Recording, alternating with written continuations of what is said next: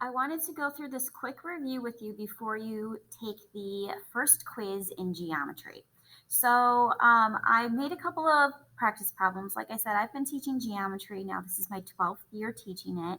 And so I've definitely come up with a list of things that I see students always seem to struggle with. And so I wanted to make sure that we touched base before you took that quiz. So in number one, it says name all possible ways to rename angle one. So notice that angle one is down there. So I know that in the past, like we have talked about naming angles, and I'm just gonna stress that if you are now at home, it might be a good idea if you like sketch the picture to then have like a marker or something that you can highlight, because here I'm gonna highlight angle one. So then I know that I can focus on the letters that are on that highlighted angle. So notice that in this case, that point B, it's not on my yellow highlight. So I know that that point B has nothing to do with renaming angle one. I want you to also notice that A is right next to that number one. That's the vertex. So I know that I'm going to have A in the middle when I'm naming with more than one letter. Hopefully we also notice that there's more than one angle at that vertex. So I will not be able just to say angle A. So if I start at one end, so like say I start at C. So if I start at C, then I go to A, which is the vertex, and then I can go on the other side all the way to D. So that's one way to name that angle. I could flip that around then. I could have started with D, gone to the vertex A, and then gone to C. If I started with C, go to the vertex, notice that I had gone all the way to D, but technically I could have stopped and gone to point E. That's still naming the same angle. So just like the last time, I'm going to just flip around the first and the last letter, leaving the vertex in the middle. So those are all the possibilities of starting with C. And then now if I instead start with F that's on that ray instead of C, I could say angle FAD.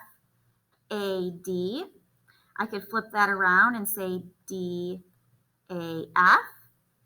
Or I could say angle FA, and then I could have just gone to E, and then I could flip that around as well. So however many points are on the ray, you can go to any point on the ray, but the vertex has to be in the middle. And then once again, you flip them around. So since it said name all possible ways, well, it turns out that there were 8 different ways in this particular example. If we look at this next problem, it says when talking about collinear points, we write, and then you're supposed to choose which one we would write. So in part A, it says we would write angle ABC are collinear. In part B, it'd be point A, point B, and point C are collinear. In part C, notice that we've got lowercase a, b, and c are collinear. And then the last option is that ABC with a segment bar above them are collinear. Hopefully we notice that specifically in the directions, we're talking about points. So hopefully we're okay with noticing that I don't want an angle symbol when I'm just talking about points. I don't want to have a bar or a segment bar above that when I'm just talking about points. So really that narrows it down to choice either B or C being the correct way. If we're naming a point, you have to go back to thinking about the very first video on vocab that I introduced to you. We only use capital letters when we are naming points. So the correct way to illustrate talking about collinear points, capital letters, putting commas in between each of those, no other type of symbol. Number 3, it says true or false. When talking about betweenness of points, we write B is between AC, and that's a segment. All right. Well, if we're talking once again about points, I like that everything is capitalized. However, this segment AC, those aren't points. That's a segment. So I would say that this is a false statement. Okay, if we're talking betweenness of points, I only want to be listing points.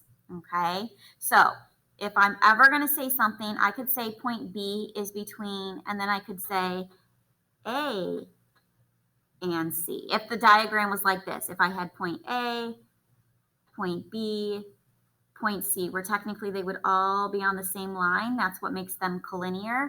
So then that's why B is between point A and C.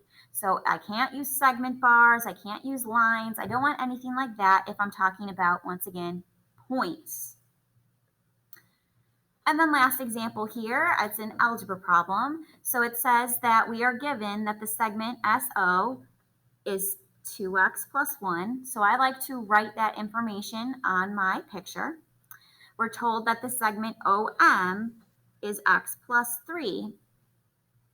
We're told that the segment ME is 3x minus 4. And now I am also told that the segment SE, so this entire segment, well, that's a length of 42. So with all of that information, they're asking for us to find the segment OE. So that happens to be made up of, so segment OE is made up of segment OM as well as the segment ME. All right.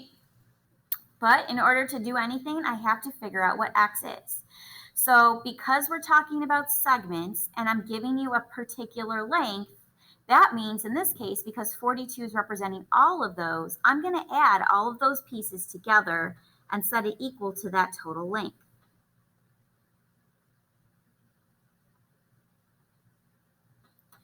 Okay, so then I'm going to start combining like terms. We have 2x, an x, and a 3x. So that's going to give us 6x. We've got a 1, a 3, and a negative 4. Well, 1 and 3 is 4. 4 minus 4 is 0. So that leaves us with no numbers then with the x. So 6x equals 42. I'm going to divide by 6. And so now I know that x is 7. That's still not my final answer, though. I want the length of OE. So like I said, I'm going to then figure out what OM is. Well, that is x plus 3. So x is 7, so 7 plus 3. Then I need to know what ME is. Well, that's 3 times 7 minus 4. Notice that 7 plus 3 is 10. We've got 3 times 7, which is 21, and 21 minus 7, or sorry, not minus 7, minus 4 is going to give us 17. So that means the segment OE, when I add those two pieces together, gives us a length of 27. Notice that it's smaller than 42, which is the entire length, and so that makes sense. So hopefully this helps you kind of remember different things. Hopefully you won't make these mistakes when you see something like this on your quiz today.